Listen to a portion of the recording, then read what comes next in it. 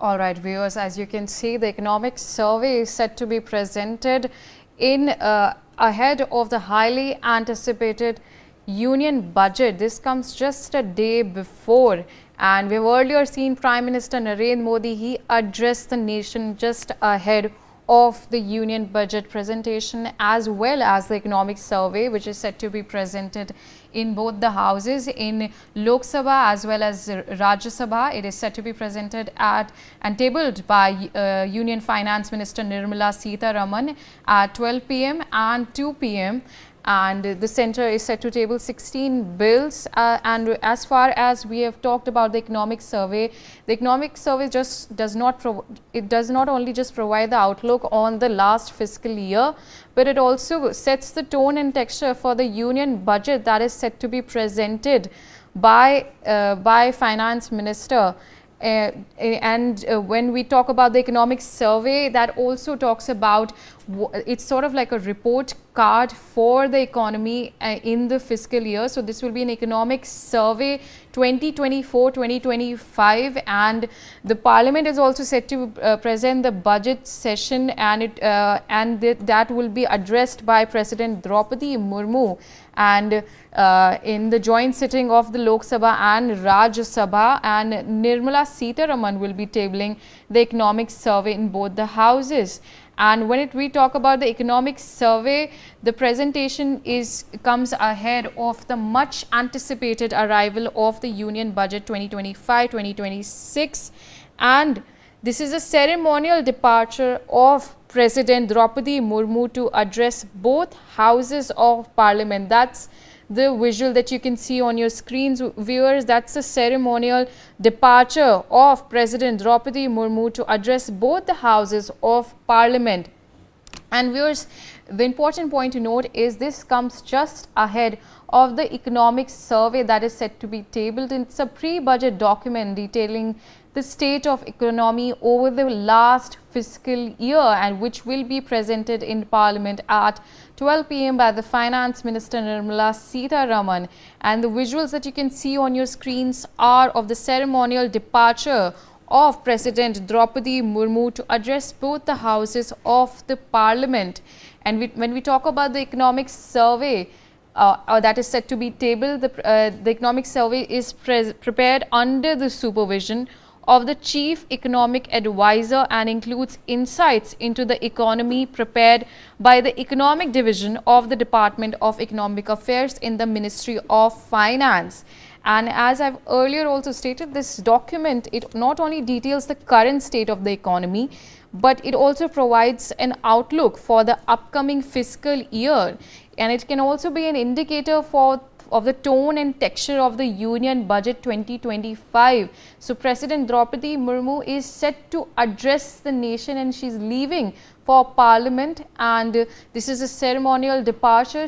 And she'll be addressing shortly, but this is important as well in terms of the economic survey that is set to be tabled. And when we're talking about economic survey, the presentation of the economic survey will kickstart the budget session of Parliament, which concludes on April 4th, and Parliament will have an inter-session break from February 14 and will resume on March 10. And as we've seen that every year there's a theme of the economic survey. The theme of the economic survey also holds significance, and in 2024 the theme was economic resilience, and this theme sets the tone for the policies which are proposed in the union budget as well. So it sets the tone and texture for the union budget. And when we talk about the history of the economic survey, it came into existence in 1950-51 when it used to be part of the budget documents. In the 1960s, it was separated from the budget documents and presented a day before the union budget. And those visuals that you're seeing on your screens are live visuals are coming in. President Droupadi Murmu is set to address the Parliament, and this is a ceremonial departure. And when we talk about the economic survey, before the budget is presented, conventionally our cabinet meeting is headed by the Prime Minister is also held, where ministers are briefed about the budget and cabinet approval is taken, and ahead of the union budget presentation, President Droupadi Murmu, as you can see on your screen, she'll be addressing a joint seating of Parliament today, and those are the latest visuals that are coming in. And this is a this address will be to a joint seating of the Parliament, and those are the visuals that you're seeing from the Rashtrapati Bhavan, and she'll be addressing the Parliament. But when we talk about the expectations from the budget and the economic survey, so this is when we talk about the economic survey, that is tabled just a day before the Union Budget 2025 is presented by the Union Finance Minister Nirmala Sitharaman. And in terms of the economic survey, it details an account of how the sectors, different sectors of the economy have performed so far, which sectors need more attention. So it is a report card of all the sectors, how they are performing in terms, and the industries, how they are performing, what exactly is the state of the economy in the current in the last fiscal year and currently, and that helps in policy making, and it also helps in setting a tone for the union budget. And high expectations are from the union budget. So when the economic survey will be tabled, it will also give a key insight on how exactly the union budget could be.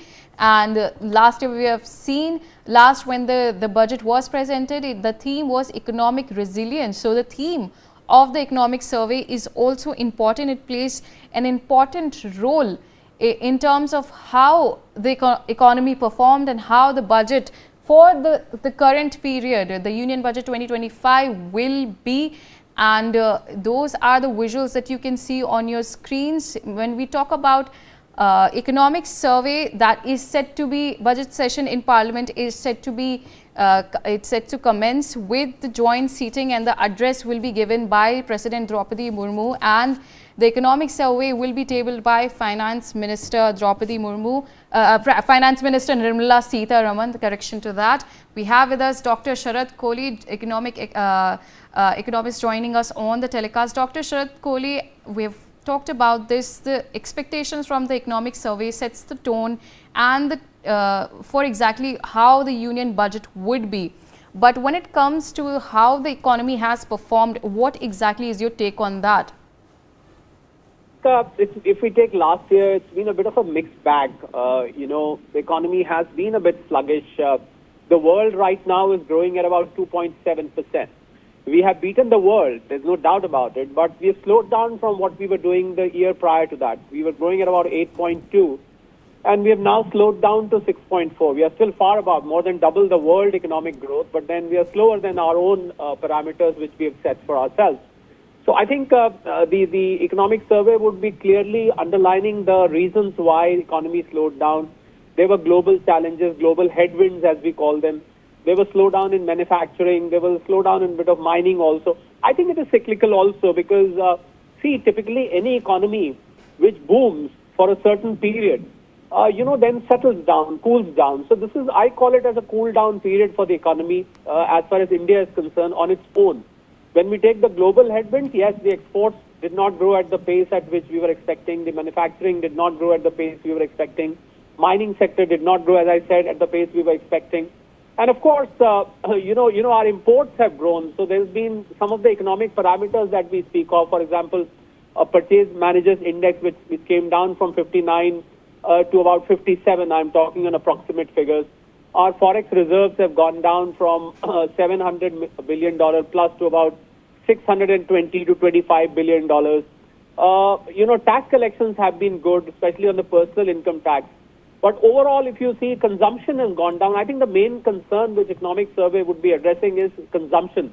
Well, India primarily is a consumption-driven economy. 60% of the economy comprises of consumption, or shall I say the GDP comes from consumption. So because of consumption slowdown, and today there have been some encouraging numbers also, that the gap between rural consumption and urban consumption, the urban consumption at this point of time per capita per month stands at 6,922.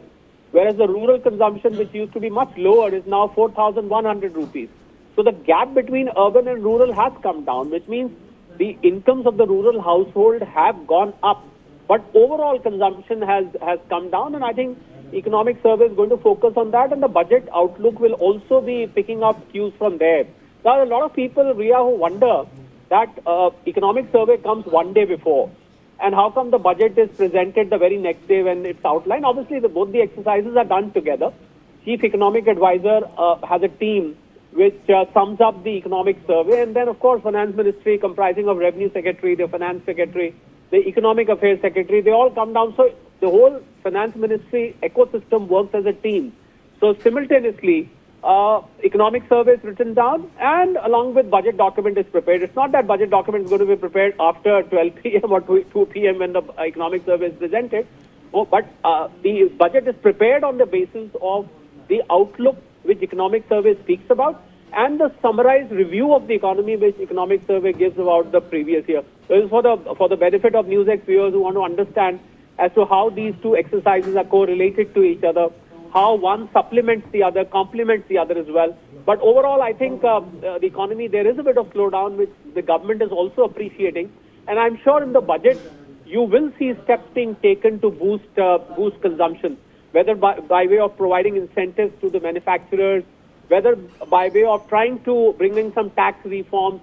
We might see some benefits being given to taxpayers, especially people who come under the new regime. We might see change of slabs, increase in standard deduction. We might see realignment of slabs, or we might see the highest tax rate being taken higher up in the limit. That is, the limit is 15 lakhs right now. It may be taken up to 18 lakhs. We might also see some announcements in terms of policy on GST, although GST is not the prerogative of the budget. But, a policy can always be set up on GST, which will give us an indicator as to how GST Council in the coming meetings is going to take up GST. So all those aspects, then there's going to be a discussion on fiscal deficit also.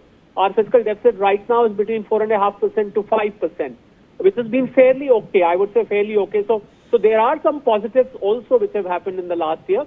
But the survey will definitely address the weak points or the points where we've gone sluggish, Ria. Dr. Sharad Kohli, you earlier talked about the two exercises, how exactly they work work in sync. But for viewers, if you could help them understand what exactly is the significance of the economic survey and what exactly is revealed in this. I put it down as an analogy. I would say, for example, you're running a company, and on 31st of March, the company closes its books of accounts. So the manager as to how this year been, how much sales did we achieve, our expenditure. I'm talking on simple business terms which anybody would be able to understand. Likewise, the Chief Economic Advisor is asked by the Finance Ministry to prepare a summary of how this year has been. Because unless you know your past performance, you cannot set up your targets for next year. That is the key to economic survey, that unless you've summarized, you've reviewed, you've analyzed, you have evaluated your past year, you will not be able to set your targets, you will not be able to make policies, because you would like to plug the weaknesses, you would like to plug the loopholes, you would like to plug the weak points in the economy, and then frame a policy accordingly for the next year, which is of course done by the budget. So that is how both the documents, they supplement each other, they complement each other. Without economic survey, I would say the budget will be very hard to prepare, because you would not know how much funds to allocate to which sector. Which economic survey, by way of reviewing the economy over the last year, tells you that these were our potholes, these were our weak points, this is where we need to plug the loopholes, this is where we need to plug the weaknesses, and then you can make your policies accordingly. So I think people who want to see the budget in isolation is not correct, because they will have to put down this document and the budget together. All right, Dr. Sharad Kohli, unfortunately we have run out of time. Thank you so much for joining us on the telecast. That's a wrap for the bulletin. We'll slip into a short break.